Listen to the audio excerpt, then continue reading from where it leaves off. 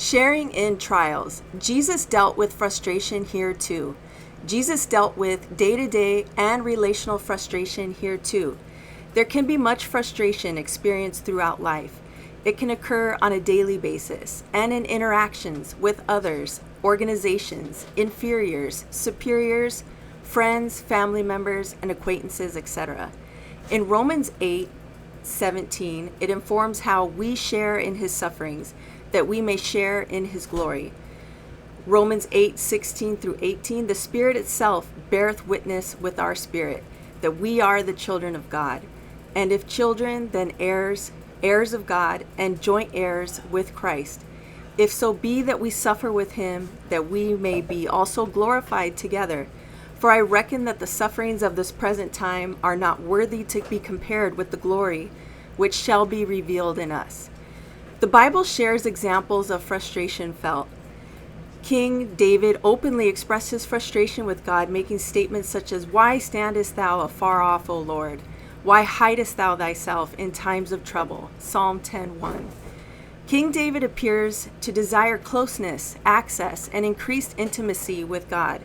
He acknowledges God is aware of the troubles present and provides support. However, he also points out how brazen the wicked are. He laments and cries out as there are identified needs, for example, for those presently experiencing harm and great lack. Overall, he petitions God to act on behalf of those in need. In another instance, in John 2:2-4, Jesus retorts back, seemingly in a somewhat frustrated manner. And the third day there was a marriage in Cana of Galilee, and the mother of Jesus was there. And both Jesus was called and his disciples to the marriage. And when they basically wanted a resource, the mother of Jesus saith unto them, they have none of this resource. Jesus saith unto her, Woman, what have I to do with thee? Mine hour is not yet come. Jesus is being asked and placed with responsibility for resources. However, he appears to point out how it may not be entirely appropriate. Why was he being inquired with, and solely? Could there have been someone else to request this of, or at least initially? Jesus had a lot on his plate and mind. He knew what was shortly to occur. Jesus answered them, Have not I chosen you 12, and one of you is, basically going to do him harm, great harm? He spake of Judas Iscariot, the son of Simon, for he it was that should betray him, being one of the 12. John 6:70-71. Further, Jesus was having to be strategic to protect himself. After these things, Jesus walked in Galilee, for he would not walk in another area because a group of people were trying to harm him. John 7:1. In another case in point, Jesus was also hard-pressed to be surrounded by faithfulness and loyalty. Now, when he was in Jerusalem at the Passover in the feast day, many believed in his name when they saw the miracles which he did. But Jesus did not commit himself unto them, because he knew all men, and needed not that any should testify of man, for he knew what was in man. John 2:23-25. How isolating it must feel to not be able to trust others, most others. Further, it does not feel good to not have confidence in many of those around you. But Jesus did have the Father as we do. Jesus lifted up his eyes to heaven and said, Father, the hour is come. Glorify thy Son, that thy Son also may glorify thee. John 17:1. In an occurrence in the Bible when Jesus spoke words such as, I am that bread of life. I am the living bread which came down from heaven. If any man eat of this bread, he shall live forever.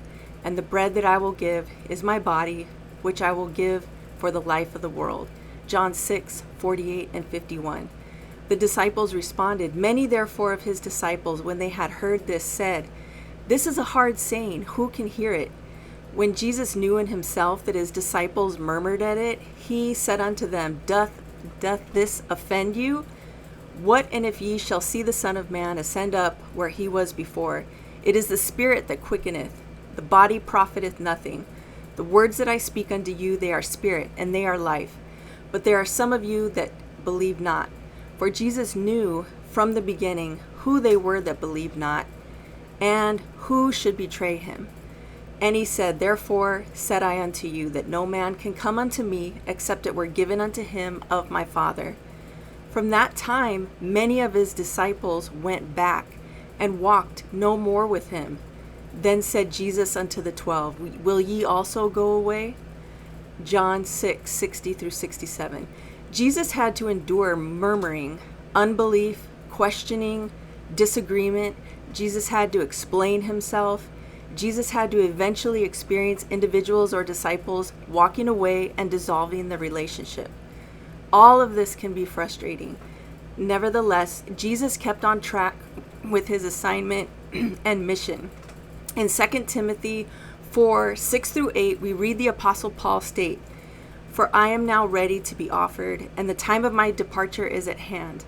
I have fought he's done a good thing, fought a good time. I have finished my course. I have kept the faith. Henceforth there is laid up for me a crown of righteousness, which the Lord, the righteous judge, shall give me at that day, and not to me only, but unto all them also that love his appearing. So stay focused, and I'll see you at the next one. Thanks.